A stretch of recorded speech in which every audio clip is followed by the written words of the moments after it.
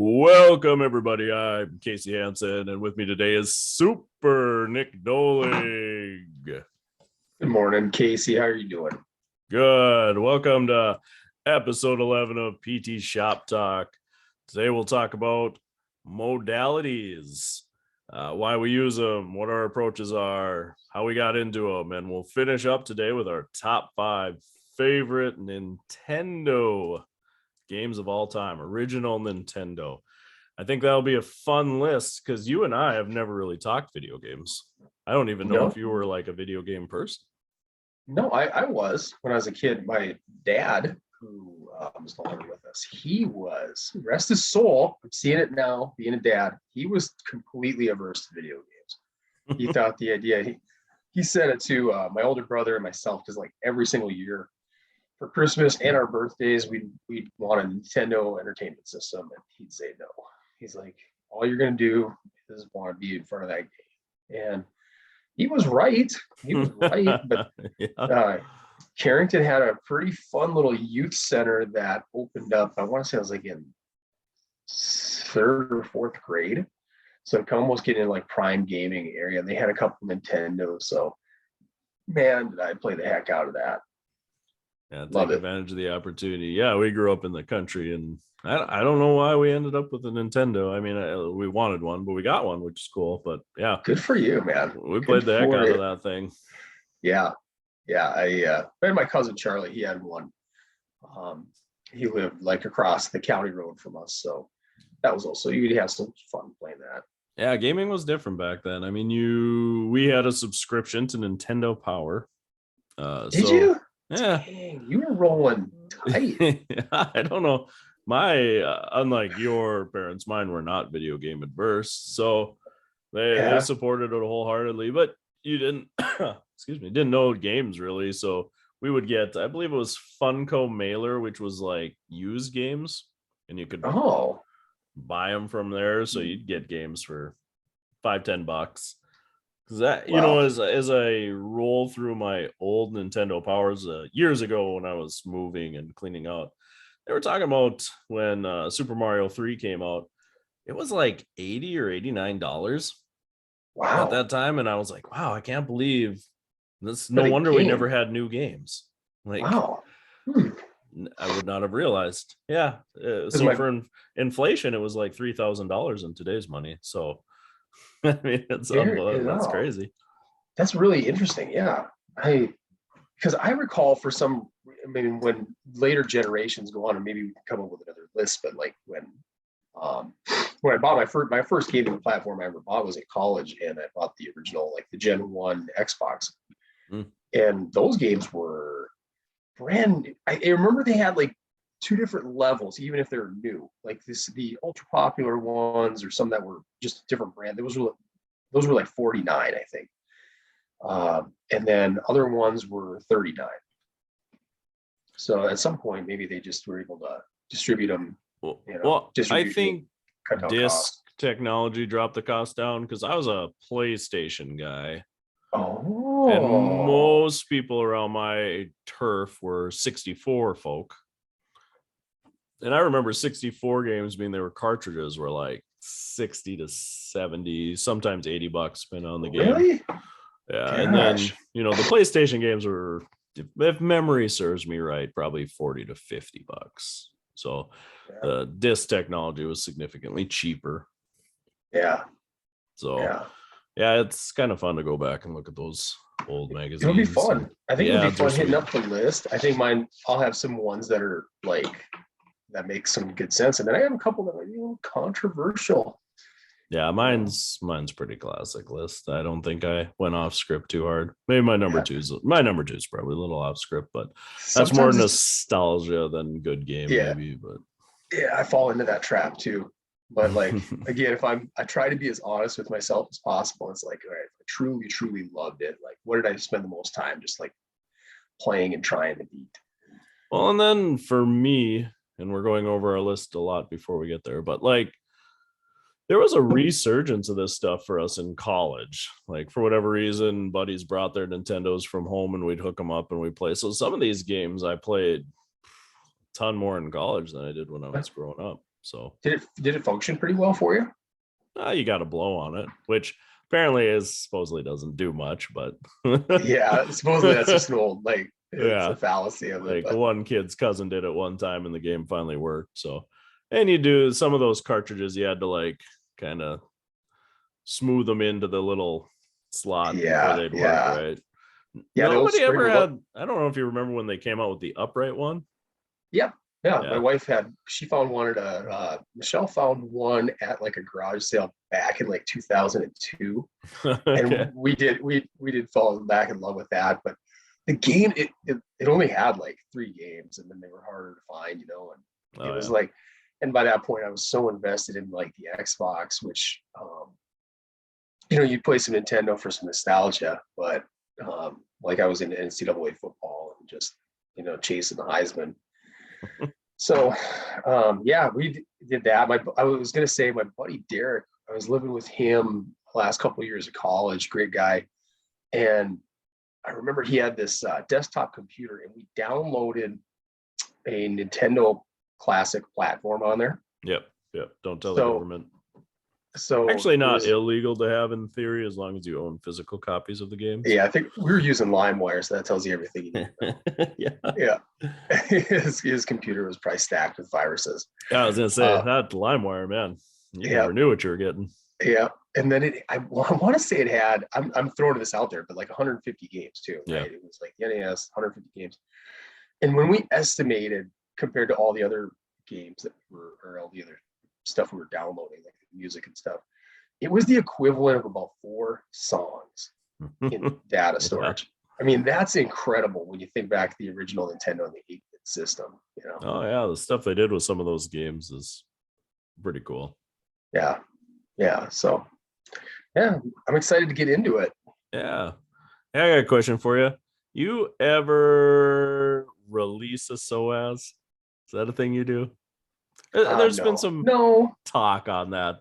People are going back and forth on it on Twitter a little bit. Mhm. I thought it was an interesting therapy topic because I would say early on in my career, I followed people that did it. That was their thing. And now in my older age, I'm like, oh, that was a, I don't know if I knew the theory behind it very well when I was doing it. And it seems probably less probable that's what I was doing.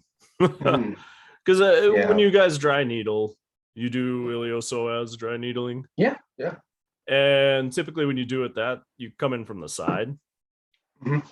And Yeah. you can, yeah, I've come in supine.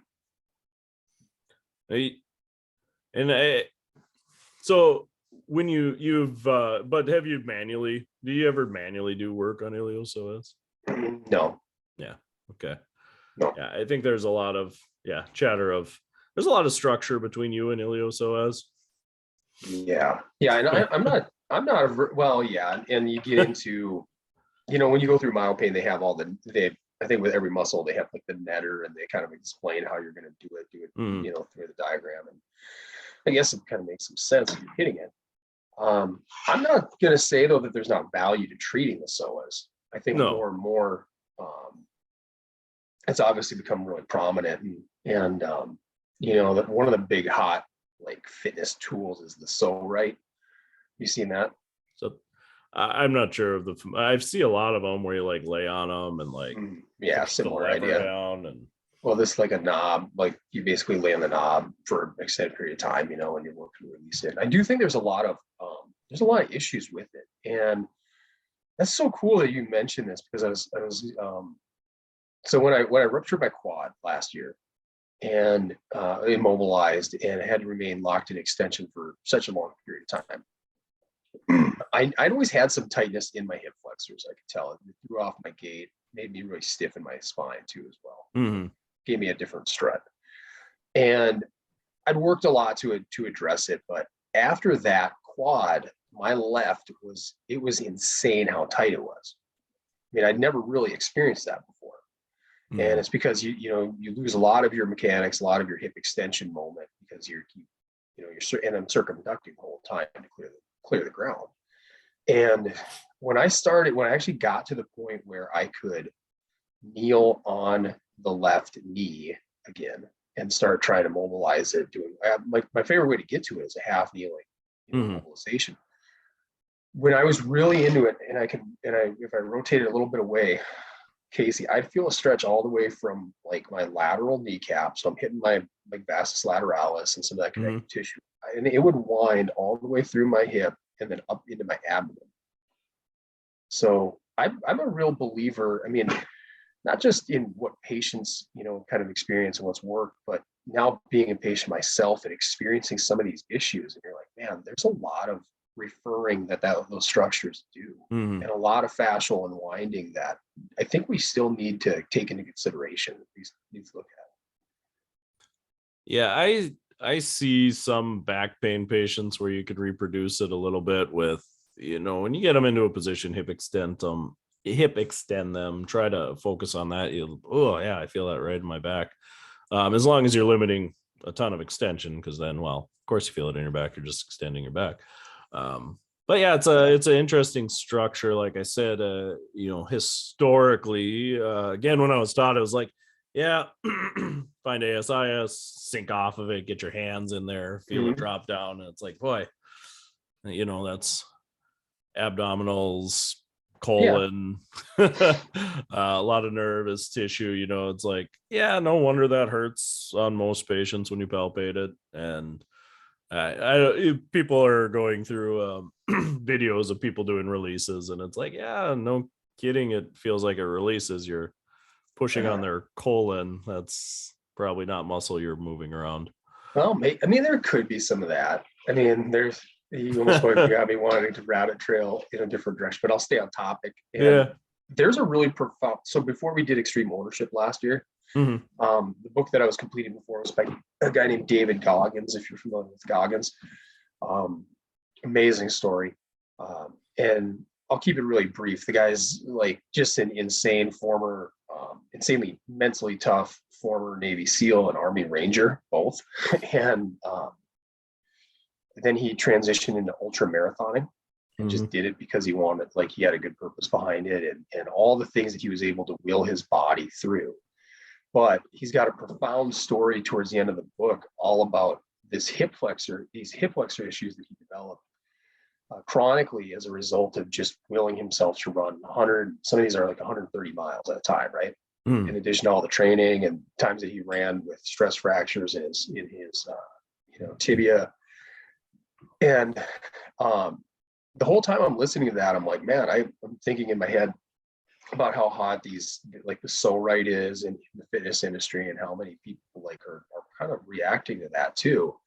And Goggins has a pretty big platform. I mean, he's got multiple millions of supporters, like on Instagram and Twitter, stuff like that. He's kind of lives in lore in the kind of the fitness leadership community.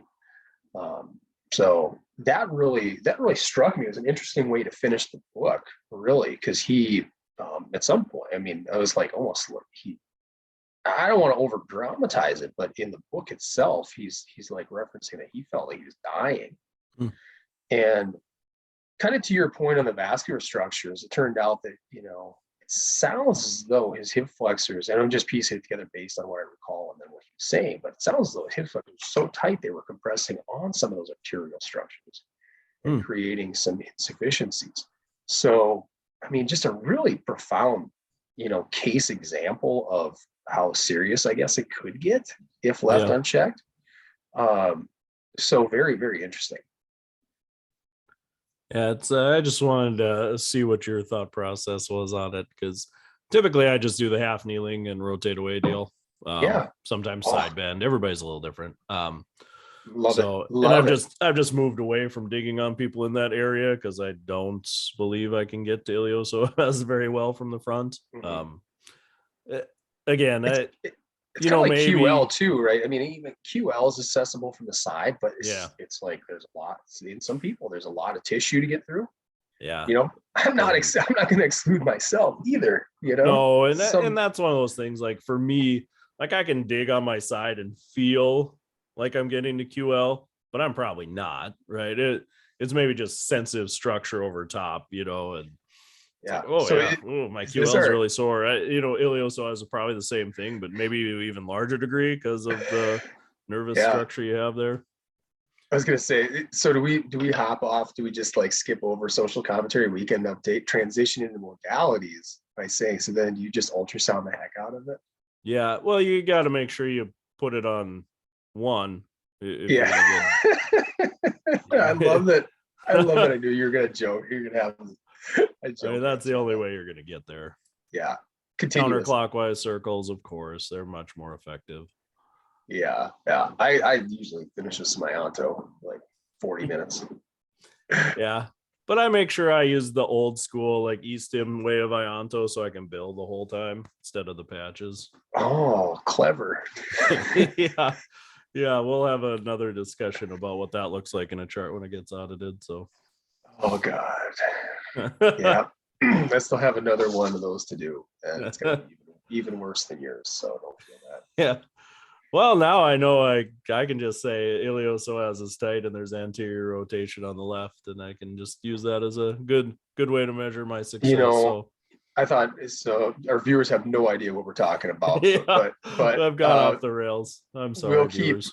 We'll keep it summarized. There's a group that kind of analyzes charts, does audits for Blue Cross Blue Shield and Medicare in this region, and our Fargo practice got flagged with a couple of patients, and really interesting. Only 3 out of all the patients you guys treat, and so we did a meeting with them, manual medical review meeting, and so out of all the findings, we got some changes we can make. We can obviously improve, but there's also some stuff that you're right. There is some archaic feedback.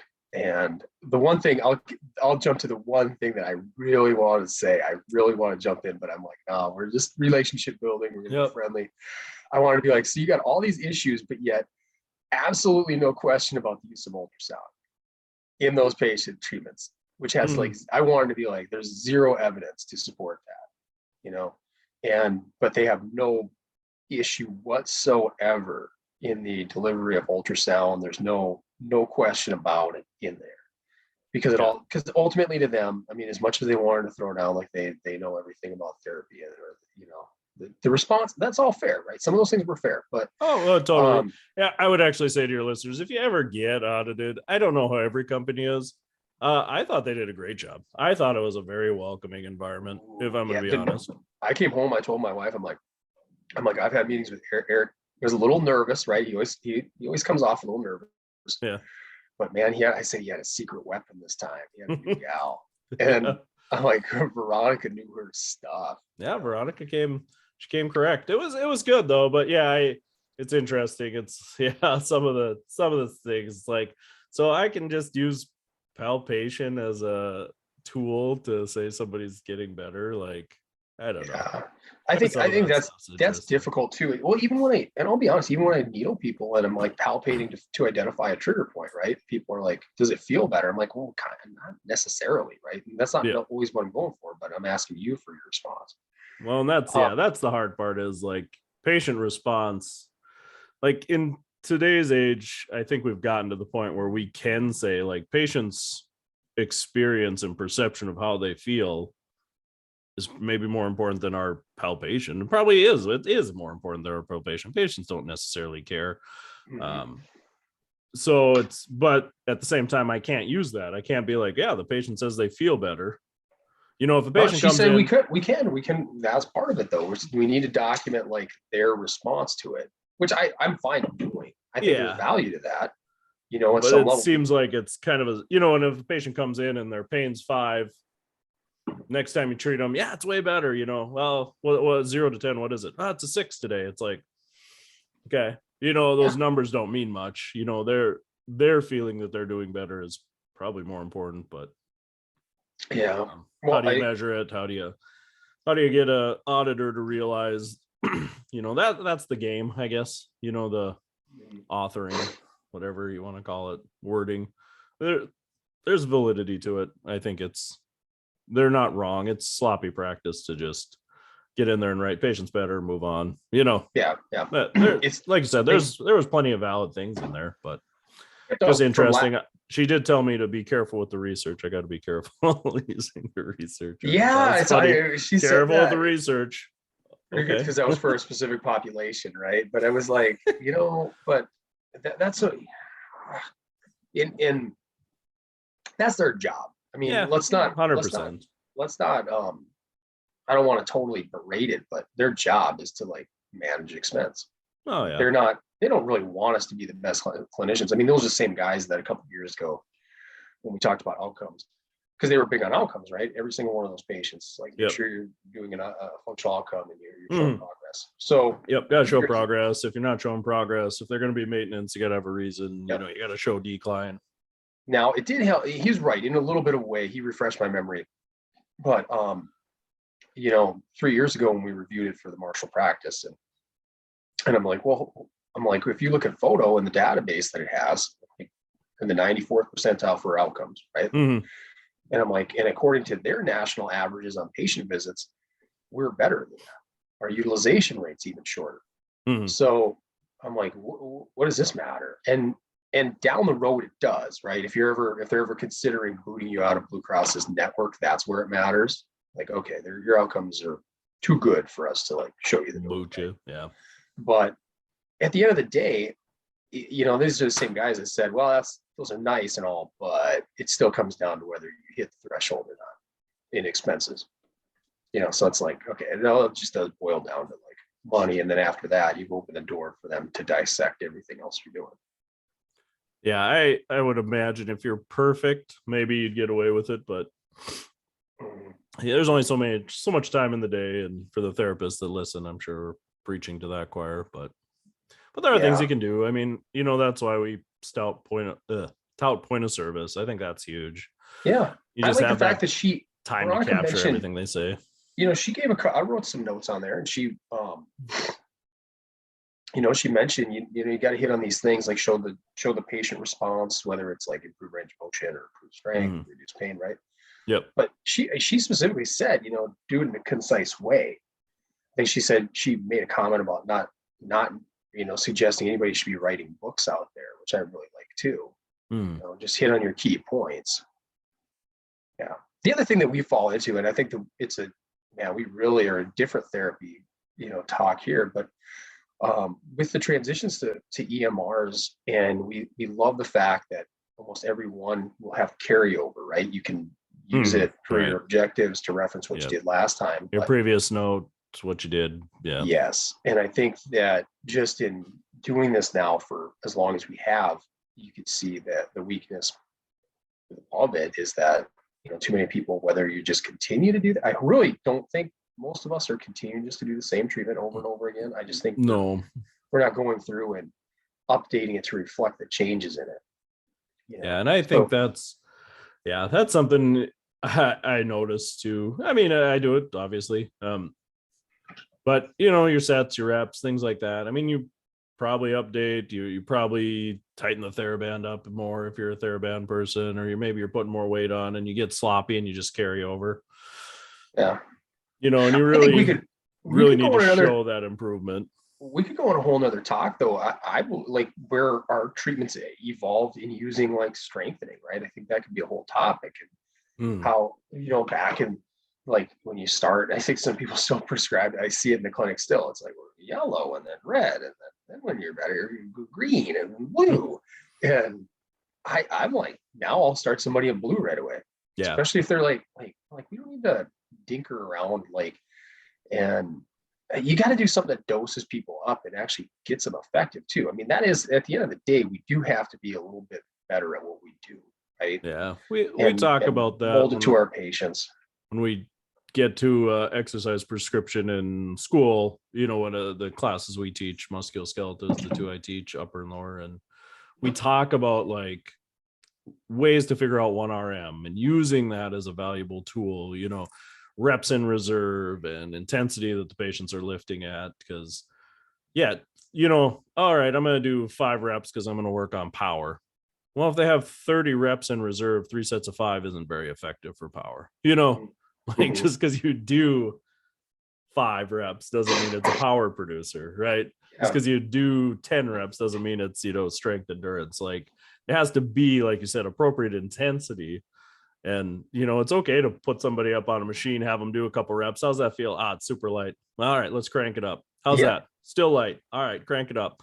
All right, I'm working a little bit. All right, I want you to do as many as you can, or like as many as you can until you have 1 or 2 left in the tank, and then actually figure out how much they can lift, I I like it. I like being as close to accurate as we can get with that stuff. And it's not just dumbed down pseudoscience and having people like I get where it comes from, because like you said, we held the point of service as part of the code. We should be documenting as we go. So I get that part.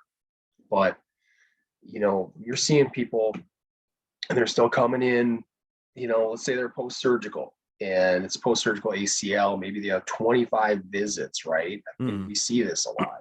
And they come in and they're still doing like, all right, we're gonna warm you up on the bike, and then we're gonna do some man walks for the same next 2 or 3 minutes, and maybe that's their chance to like get caught up on the documentation. But at the same time, those are those valid points when you see it written back on paper back at your face, where you're like, oh crap, right? Like, is this really stuff they need to come in and have us do with them, right? Now, there's a lot of other stuff that we do within there, right? And that I do think brings the value, but there's a few pieces of the puzzle here and there, a few pieces of those treatments that you do look at and you're like, you're exactly right. Why did we do lateral monster locks for like 22 visits in a row? Yeah, right. And I get, we all know pre-engagement, right? We all can understand that. Then find a different way to do it, right? Find some different tools to use, keep it fresh. It keeps you fresh as a clinician too. I mean, I know that's my personality, but if I'm doing like, I can't do the same treatment repetitiously over and over anyways. So maybe that's why these things speak to me a little bit too. Some of those. Yeah. I was going to say, should we just like retitle this podcast episode away from modalities and just say like rant on treatment and audits? This is a morning cast for us, so we don't have the 2 hours that we normally have lately. So I'm fine with saving modalities for later, based on the sake of time, and finish up another 5-10 minutes on this, and we'll do modalities again later. As much as the audience was probably excited to hear me crap on modalities. I know, it's just going to turn into it. I was thinking about that when I was getting ready. Because the addition, like the way it was presented to me and what I know now, it's like, I don't want anybody, even I doubt those guys are listening anyways, but I don't want anybody to, I don't know. Crapping on somebody. Yeah. And I don't necessarily say I'm going to crap on anybody in particular, but just, but that keeps changing too. What I consider a modality has changed through the years. When I first started out, I would have not considered most of the manual therapy I do a modality. And now I probably do. Most of the manual hands-on stuff I do, I would lump in a similar pool. And go like, why? Go on. Well, like flush that out. For me, a modality is just something that helps somebody get going. Whatever that is. Does it have to be passive though? Is that a qualifier? It's got to be passive. Yeah, so that would be like if I put TENS unit on somebody's low back and have them do a bunch of activity, I consider that a modality. But at the same time, if I'm doing a CPA on somebody's back to help them move better before we go do deadlifts or pushing and pulling, I mean, they're both technically passive. Yeah, I'm doing work, but the patient's not, for the modality part of it, whether I mobilize first and then they go work out, or if I slap it on them while they're working out. So I guess that's kind of modulating symptoms without the patient doing it is kind of what I've fallen on, right? As far as a modality goes. So then the same thing as like a neuroflossing technique. That old therapeutic exercise. Yeah. But if you are applying it, well, and I that's would passive say case. That's passive. I would agree, and I have tried to, and my students lately probably disagree with me, but I've tried to with neuroflossing to get the patients to, at least can you move your distal component a little bit, with it. Right. So they are actively, if I'm doing a median nerve, can you get the head involved? Yep. Straight leg raises, it's one of those little ones that's a little trickier, but I'll still have them try to do the ankle action. At least that's not as distal, but I mean, it's distal depending on what you're I do prefer targeting. to do that, like a supported active assistive, like hold them up, position them, have them, and then I have them take care of the ankle component of it. Yeah, I like it. It's really effective technique. Yeah, and I might give them a little, as I bend your knee, tighten up at your ankle and vice versa, so they just get that fluid motion. So I don't consider that quite as passive. In some cases, yeah, if I'm just doing a straight like upper limb glider, yeah, that's passive, right? Yeah. So yeah, that probably would be a modality at that point, and then I would say that's where I'm shifting, right? And I'm probably shifting with nerve gliders that way too. It's all, I saw somebody talk about chiros and PTs and the difference, and they're like, well, both of us have pretty much done exercise and placebo the whole time. It's just PTs focused on exercise more and chiros focused on placebo more. And now we're meeting in the middle, and now it's exercise education and placebo. But yeah, and again, I've said before, placebo doesn't mean it's a bad thing. It's just changing somebody's perception of how they feel and how they move. Well, we've hit this before, where research is so weak for so much of any type of intervention, manual, or like you said, exercise with something is always the best. That seems to always rise to the top. Yep.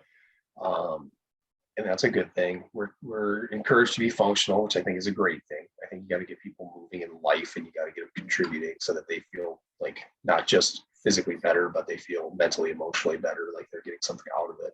And again, contributing, right? Maybe when we look at it from an audit documentation standpoint, what we're trying to convey, right?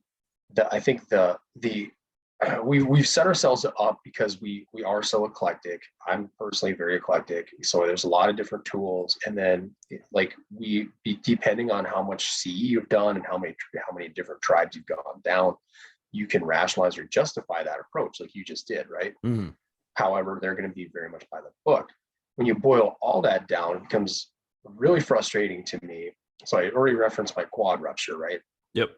It was very frustrating to me that they'll come back for so just anybody listening, you're flagged as an outlier exceeding their benchmark if your patient has been treated and the expense is more than $800 per calendar year. So I said $800 is their threshold point for rehab services in a calendar year. My quad rupture and the invoices that I saw, and this gets even more challenging because they come from different places, right? Sanford, they outsourced their anesthesia, so that came from somewhere else. Upwards to about $75,000, right? Yeah. And that was for one 2-hour surgery, right? So I mean, and I had a neurosurgeon one time show me some post-operative x-rays of multiple level cervical fusion that he performed, and he told me that was a $300,000 surgery. So here we are, that was like 4 or 5 hours, and obviously really valuable, and perhaps hopefully that person has a decent outcome long term. That evidence is terrible. Like spine, you got to be careful with the evidence, Nick. Spine, yeah. I am. I'm being careful. I'm being honest with it. Yeah, I think research supports that a 3 and a 5 year post-operative outcome is very poor. So anybody listening at home, that's for surgeries, lumbar spine, surgical spine. So keep that in mind if you're ever like on the fence or you feel like you're being pressured into doing it, you feel it's the right approach. Yeah, chances are at 3 years you're going to feel the same or worse than you did before surgery. So here you are. We're being nitpicked. We got to defend our documentation for all these visits and what we're doing for $800 to keep people for $800, and these guys go in, slice and dice, $300,000 later. Right. Well, so yeah, I think it's and that's one thing too, and soapbox too, because the charts that got looked at, like I said, it's totally viable, but what they don't see is, the one patient had been getting steroid injections in the back every 3 months for years, had been getting ablations every 6 months for years. In the the time frame that we saw the patient and going on since then, has had none of those. Yeah. So it should matter. It should matter, right? But they're really worried about it. Yeah. yeah, because it costs them way less. Because even a epidural is probably going to be a couple grand, to come in the office and get the visit, get the epidural, and save them a lot of money. The other patient with knee issues, we quit seeing them a few months later. It got bad enough where they're now having both knees replaced. So enjoy that bill as well instead of the $800. So yeah. Well, ooh, boy, what a I was spicy. I'm still like spicy. Friday. Yeah, I can tell. Friday morning bitch fest. Is that with episode 11? Oh, stress talk with Casey Hansen. Yeah, well, sometimes that's all right too. It's very topical, very, very timely. That's good. I mean, we have a PT podcast that we talk about PT for about 10 minutes every week. So this is we expand. This time we went much long. We went right into PT. I don't even know what the hell's going on in your life. Feels weird. Yeah. No, life's good. Nothing's going on around the world that we need to talk about. Yeah.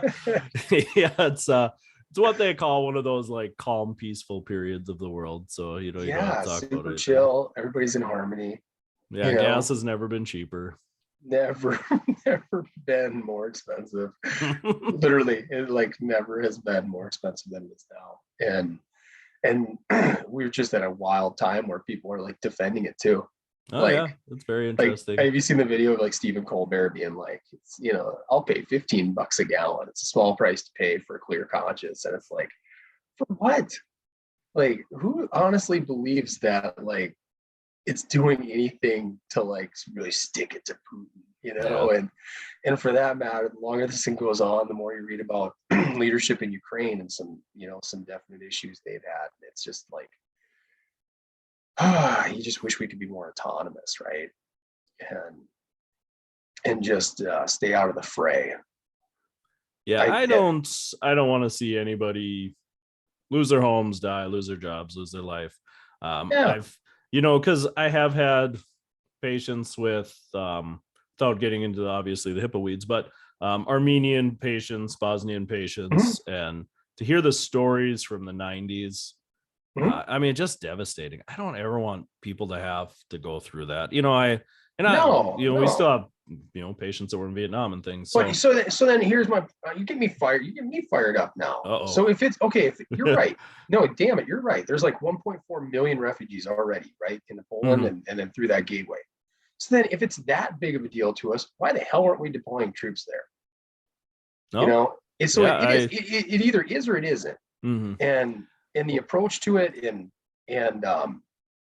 it's like, I hate to be this conspiracy theorist, but there's a lot of support now, and it seems like everything that comes out, eventually the truth rises to the top, only if it ends up being like a small little story or people ignore it. But it seems like this now is set up to be like a sweet gateway into some of these, like the Green New Deal. Like now everybody's pushing electric. Well, you should just have an electric car, right? And then you wouldn't worry about your gas, right? Well, what about the cost of every other good service that we have? That's just skyrocketing. So it's like you could do, there's a lot that leadership could do to take care of this stuff, but they're not.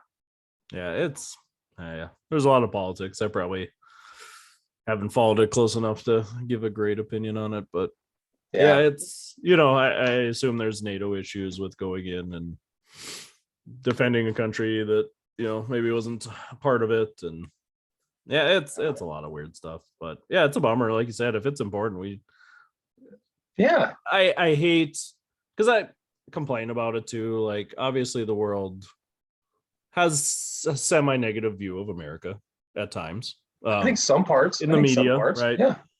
But then it depends on what you watch. Yeah. Some, but now, obviously people are kind of screaming at us to go help. And I believe we should. I believe that's I'm not gonna say our duty, but I've always been a believer in you help people that need help. And You know, Yeah. it's not like we have to go over there and blast people away, but like I think just moving in, you know, it's Sets a like Big tone. Brother getting between two kids, you know, like stop. Yeah. You Yeah. know. Yeah. And it's just a crazy time. It's wild to think that, like, I mean, all the stuff that's happened over like the last 2 years, it seems like, I don't prescribe to numbers being like the drive or anything like that, but really since like the kickoff of 2020, it's like, man, there seems to be something to keep the world spiraling nonstop. Mm-hmm. Yeah, it's negative after negative. It's to roll back to therapy, like it's amazing how many patients I've had that are so negatively affected from a chronic pain standpoint because of all this stuff.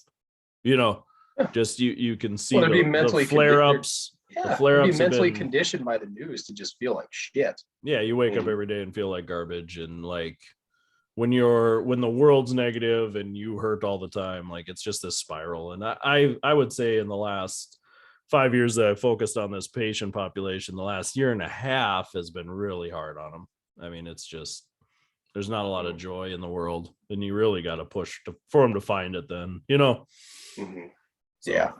but It needs to move on. Should we yeah. reflect back on happier times now? Like, Yeah, let's hit our youth. Let's hit our youth with the Nintendo was top all you five. needed to smile. Oh, what a joy. I don't even remember like when we got the Nintendo. Must have been for a birthday, I would assume. We rented one once. I remember that. We played Wizardry, which was of all games was the game we got with it. My mind was blown away, you know. And it's just, yeah, I mean, man, Nintendo. Get up Saturday morning. We just play that sucker all day. Dude. I mean, so many of those like game themes still are like, Man, they were so simple and deeply burnt into my white matter, my gray matter in my brain. all the matters. All the matter. Yeah. Well, I can kind of go first. Yeah, let's start this sucker off. Top 5 Nintendo Entertainment System games. When we do segues, we need to have kind of like some type of auditory segue. Like, you want me to make a soundboard? I was like, you know, do. I can do it for you if you need me to. Could you? All right. I'm an audio wizard now, man. All right, I love it. I believe you too. I can't wait to see how anybody watching on YouTube, Casey's got some treats he's gonna maybe try with some displaying. Yeah, I don't know if it'll work, but we'll see. So I got a couple honorable mentions really quick. Number 1, Metroid, the original Metroid. Fun game, fun. Enjoyed it. Actually, it was a game that I'd go to every now and again at that old youth center and play for a while because it was just so different and kind of weird. Kind of hit on the sci-fi element. Had an eeriness to it. It always just hit a point where it was too difficult, so I just stopped playing. And then the other one, this is kind of underrated gem called Rampart, where you're building castles and use cannons and you destroy like one that's across the river or the pond from you. So that was a fun game, very addictive game that got sequentially harder as you progress, like much harder speed and difficulty. So those were my 2 honorable mentions. Number 5, going back to kind of a sci-fi element, was Contra. Fun game of like just going around killing aliens and stuff like that. Really fit the vibe. I think when you look at even the case, just drew as a kid, I remember like look at the jacket to the game and it looked like some hybrid of like Action Jackson meets like Predator and Rambo. So I loved it. So that's my number 5 was Contra. Now, were you a Konami code guy? Were you giving yourself 30 lives every time you play? Eventually, yes. Up, down, left, right. I mean, people even got the shirts now. Oh yeah, it's popular. The code's been cracked. Yeah, that was the great part about Nintendo, though. Every game had cheat codes, and you just had to find them. So neat, right? I love that the designers were like, "Oh, this game is way too hard for me to like keep trying to play it to test my levels. I need to make it easier." Let's give them 30 lives. That should get me to stage 3 at least. So Contra got really tough. I remember, we have a a couple years ago, I bought a Nintendo Classic for the kids and myself. I mean, so kind of play that together. And I put Contra as one of the games on there, and I go back and I play it, and it seems really challenging to me now as an adult, like the speed of the gameplay and stuff like that. So how easily they can kill you. I mean, that bothers me. Well, yeah, I mean a lot of those Nintendo games was like 5 levels. Let's make it as hard as possible, so you just have to keep repeating the same levels. Yeah. So, no, Contra is a fun game. We played that a ton in college. Yeah, that became a thing for us. So, that was number 5. All right. So you're up, my man. I am up. Yeah, I'm gonna try to make technology work for me here. Quick.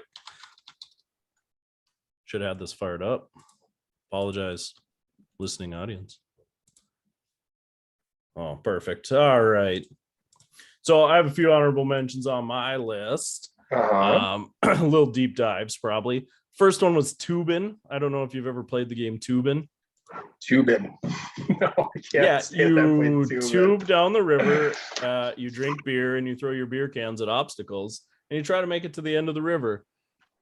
The music's awesome. The game is so fun because you bounce off stuff, and there's classic Nintendo games, right? There's like wizards and people shooting at you. You know, they just took everything and threw it at you. Super relaxing game. Another honorable mention would be DuckTales / Chippendales Rescue Rangers. Cool platformers. DuckTales, when it all comes down to it, probably a little better game because it was a little more open world, Metroid-esque. You know, they used the Mega Man type platform to build the games off of. Oh, really? The graphics, the sprites were beautiful on these things. They just came too late, I would say, in the Nintendo life cycle for them to be higher on my list. And then the last one was also a little later in the life cycle, but it was the game Willow. The movie Willow. Like the movie Willow? Yeah, based off the movie Willow. I'm intrigued. I didn't know there was a game that existed like this. Ooh, there's an arcade game based on the movie Willow as well that's pretty solid. Yeah, super fun game. It was a role-playing game. It was kind of like a Zelda-esque game, but it was, like I said, I believe a little later in the cycle than Zelda, so little nicer sprites, pretty cool swords and upgrades you could get for your guys, and lots of story building. The story was really good. The bosses were sweet. Again, later in the life cycle, and there's some parts of it that really drag on, like when you got a changer from the goat back to a lady. Like, it's very annoying part of the game that ruined it for me. But I remember the second you said that, I remember that. Yeah, I remember that. So my number 5, I'll see if I can share my screen. We'll see if we can get it for those listening on YouTube. Where are we? My number 5 was one of your honorable mentions, Metroid. 1986. Look at that. Yeah, I think finally released in the US in 87, but just an awesome game. You know, having a open world like Metroid had was cool. Yeah. And it just seemed built on that. You know, when it got to the Super Nintendo, that became a big thing. Even more into when you think of Grand Theft Auto and things like that later, that open world, that leveling yourself up, going back, there's some parts of the game where even you might have to go back to the very beginning of the game to get stuff, and you didn't even notice it right away. So very cool game. Graphics are pretty solid. I think it was you got to get the ability to turn into a ball. That's right. So it was also a little groundbreaking, right? Because it would time you to see how long it took you to beat the game. And if you beat the game in under X amount of time, you got a special ending where you got to see what was under the suit. It's a woman. It's a woman. I mean, it seems dumb nowadays, but to have a female lead, which they kind of copped out because you'd never really see her till the end, but that was cool. Like, she was this badass chick fighting aliens, man, Metroids. And just like storylines, actually, Nintendo, you never really get to the story, but they build off of it. World building. Metroid today is still, builds off of that stuff. So it was a cool game. My number 5. Cool. Yeah. My it was number too hard for you, Nick. it got to a certain level where, and that was let me just preface that too. Like with the youth center, I mean, in that environment, you had a limited amount of time you could be on any one game. Oh, yeah. So you had to pick certain things or partner up. And, you could only sign up for so long. And then on top of it, there's just other activities that you were doing, like ping pong, pool, and they had some arcade stuff too. So you'd bounce around. So it never really, I don't know. It just never really stuck with me as well as maybe it could have or should have. I like the Super Nintendo version better. If we do a list on that, we could talk later. Yeah. My number 4 was another game that I played quite a bit there. Teenage Mutant Ninja Turtles 3: The Manhattan Project.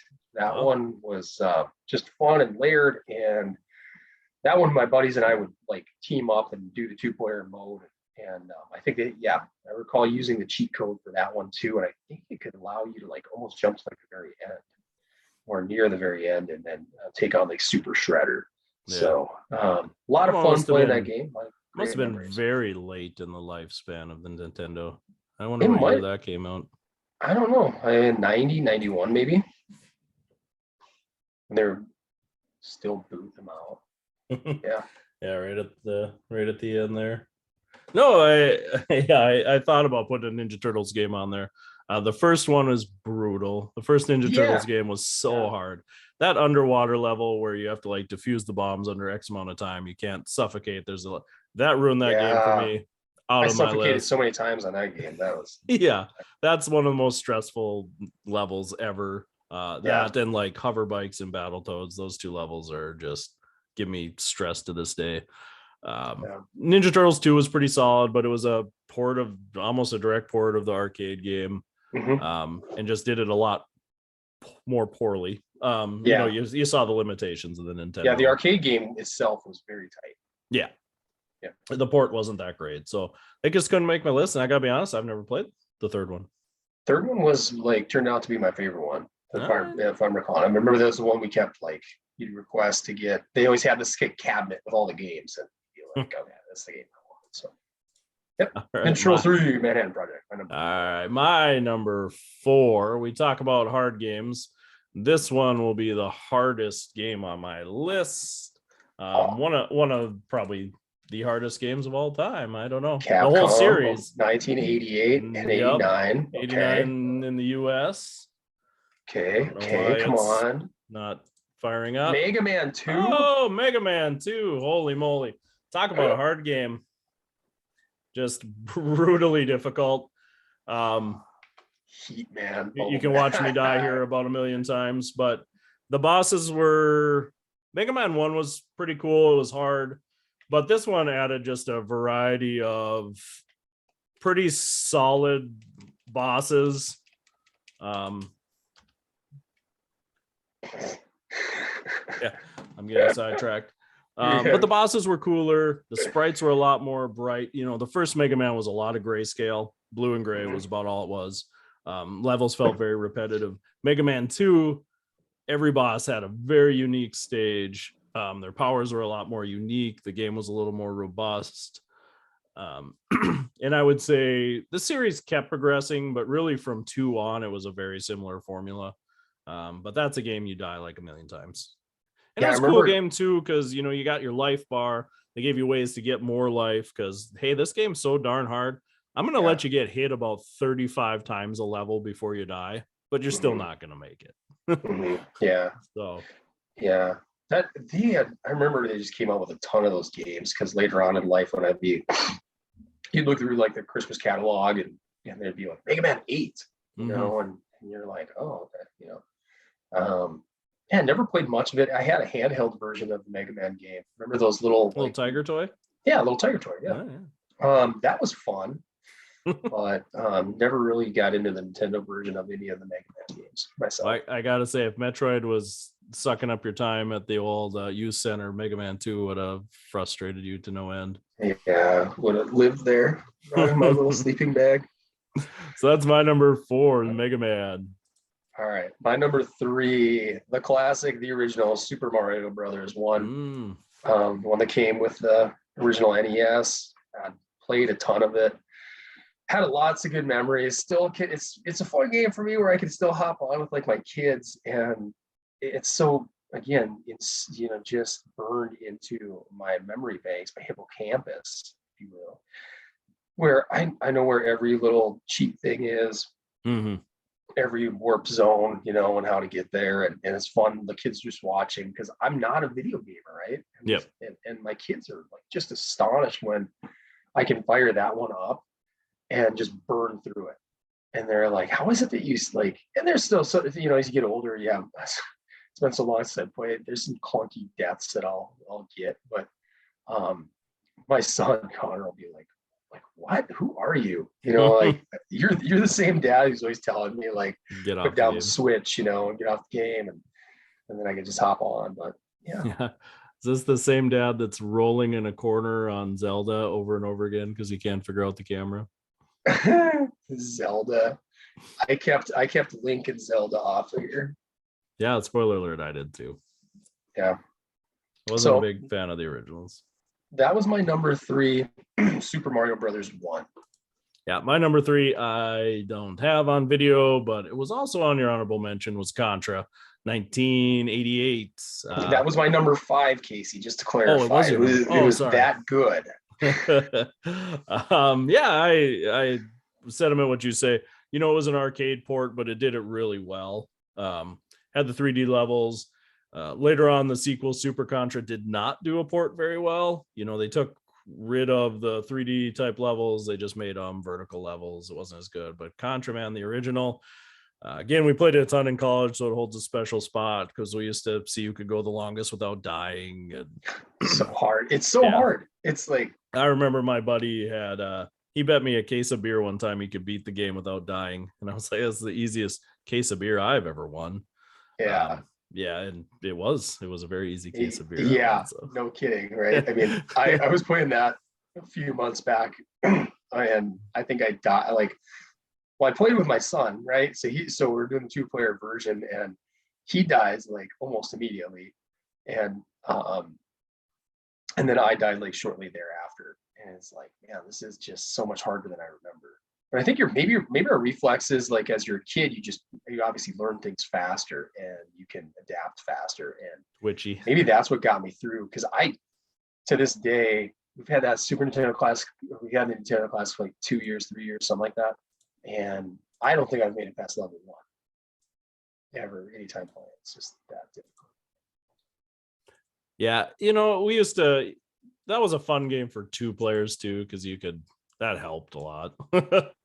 Except the thing that was, you know, I could have went with a few other ones, but like, it was always difficult in the original platform, that NES, because somebody would try to move forward and the other guy's back here, and in order to move the screen, you know, and all that. Oh, the sweet games where you could move the screen and just knock your partner to their death if they were going too slow. Those are cool. So my number, Contra had that when you're doing the vertical levels, you could kill your buddy by jumping up too fast. But anyways, that's my number 3. They're teaching you teamwork. Yeah, you got it. My number 2 this is the controversial pick. All right, so brace yourself. Oh God. Okay. All right, Tecmo Super Bowl. Okay. I don't know. Not Tecmo Bowl. Yeah. All right, Tecmo Super Bowl is the second one. It's so hard to find. They had it's in my opinion, it's massively better than the original Tecmo Bowl, which was a fun game to begin with. Mm-hmm. But it had every team on it this time around, and you actually had, you know, names of players as you toggle through. They had some licensing agreements with the NFL. So I can remember picking the 49ers, and you were like impossible to beat with that offense. Yeah, like Jerry Rice, John Taylor, Joe Montana slinging the ball. It was really like Tom Rathman was good. There's a play where your fullback was always wide open, and you know, you get Tom Rathman the ball, Brent Jones on this one particular corner route. So I played that one a ton. I still like the original Tecmo Bowl, but this is one of those things where if I'm being 100% honest and I'm not just trying to be nostalgic or you know, whatever, it's the vastly superior game. So I had a lot more fun playing. You could actually play through a season too. I remember you could that was one of the big additions and really sucked me in. And because of those time limits that the youth center would have, you'd have to like strategically sign up with your pal and like alternate, right? Okay. And try to just go through the whole season and win it all. So it actually had more of a purpose behind it too than just playing random games. So that's my number 2, Tecmo Super Bowl. Yeah, I probably said this before. Beans, my parents were not video game averse. It was probably because we weren't sports folk. So never played any sports games that I can think of for the Nintendo, other than was it ice hockey where you had like the skinny guy, the middle guy, the fat guy, whatever that hockey game was. Played that a little bit. But yeah, we weren't sports folk when I was growing up, so never got into the craze. Even in college, it wasn't. I didn't gravitate towards. Some people would, Tecmo Bowl was big still. People love playing it. So just didn't make my list. I saw it on every list I looked at as I do my research, and I'm like, I just never played it. So yeah, the original Tecmo Bowl is still fun. Like that's on the classic. It's loaded on there. And it's like the old thing. You take the Los Angeles Raiders and you give it to Bo Jackson. Yeah, run in circles. It's like nuts. But yeah, I like the second one's much better. Added a little bit more realism.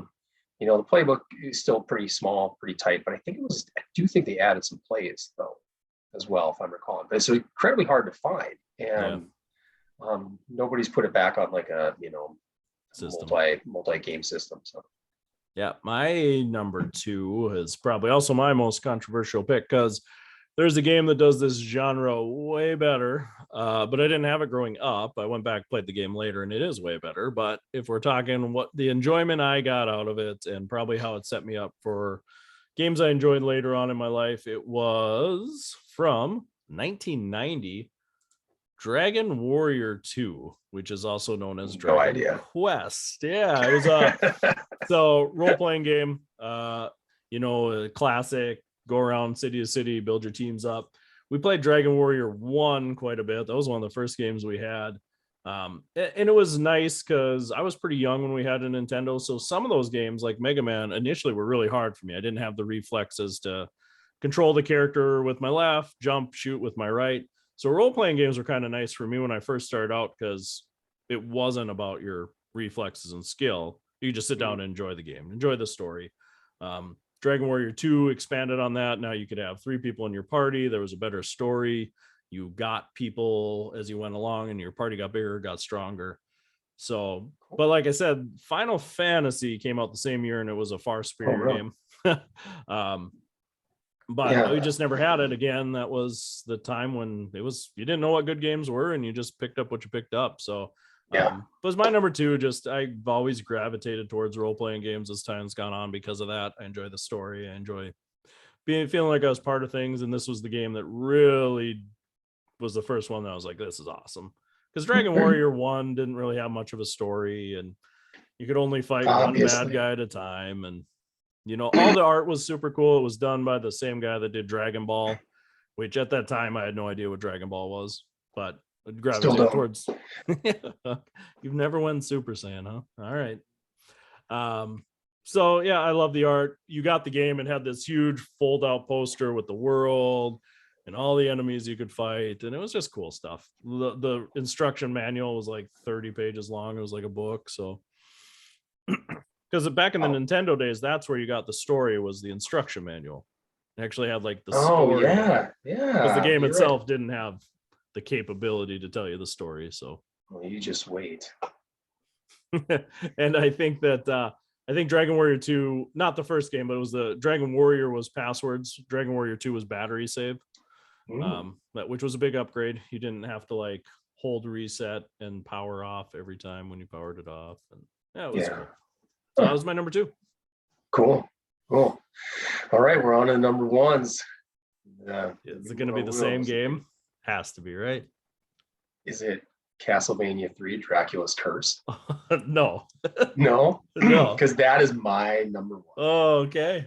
Castlevania. I like it. I love playing this one so much. It's very similar to the first one, and then the kind of the player design for the second one I remember was a little bit different. Ooh, the second one's brutal. I had no idea how to play that game. Simon's Quest, Simon Belmont. Well, in Castlevania 3, you go back in time. You're playing Trevor Belmont. So you wanted story, Casey? I got it, huh? You go. And yeah, awesome. You could change players. Like you can go from Trevor to like a little like troll goblin guy. I don't remember all their names. You turn into like you partner up with Dracula's son. The whole purpose is to eventually like get to Dracula and kill him. Super hard, super difficult at the end, but fun. It allowed you to crawl on walls with that little like goblin character. That was cool. You had like a sorceress you could turn into. So it just added some different levels, like just different nuances that made the game more fun.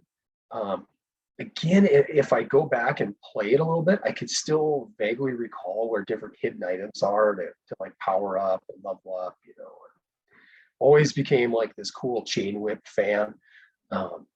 So really, really a blast of a game. Played a ton of it. Was able to beat it a couple times, you know, which is always kind of different from Contra. Like I look back at these two games, kind of similar design, but Contra like radically more challenging.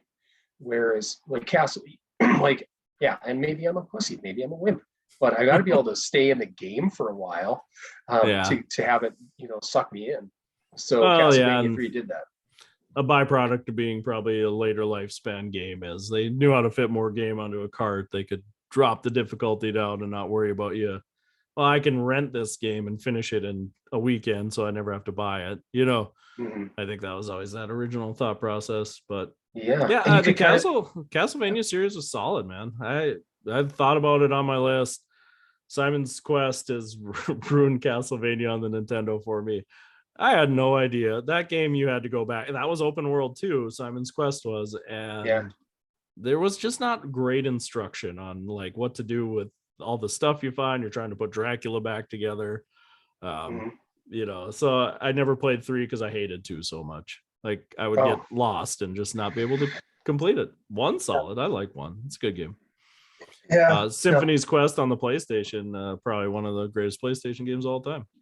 See, I'm out of the loop. I played the Super Nintendo version of it, Castlevania 4, and that was really fun. That's a really fun game. Yeah, I used a lot of like Mode 7 3D emulated type stuff on certain levels, like the clock level. And that's a good game too. So that's my number 1, Castlevania 3, Dracula's Curse. I gotta ask, how is Super Mario Brothers 3 not your number 1? Let's chat. I think by the time that one came out, I don't know. If I was gonna play Nintendo, I was gonna do stuff like my top 2. Like you're right, it came out, but I look back and I liked it.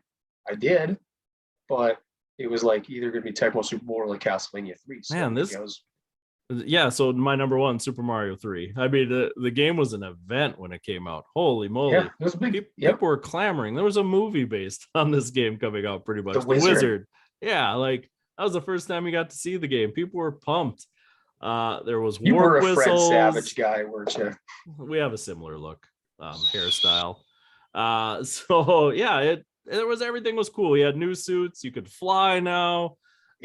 Every level there was worlds, right? You could drop behind, you could like push down, hold down, and then fall behind the blocks. Get the whistles, fly over 3D. The levels, find secret rooms. You didn't have to play every level because it was a map now. So if there were certain levels that were hard, you could take other routes around. Everything had themes. The giant world was so cool. Like everything was huge. You know, the ice world was insanely difficult. You're going to want to warp whistle past that. The pipe world, everything, it just never got old. The last level, Bowser's stuff was fun. It's the first game I ever really sat down and tried to speed run and see how fast I could do it and see how good I could get at it. I'll still pull up a YouTube video and watch people do it once in a while because it just amazes me. A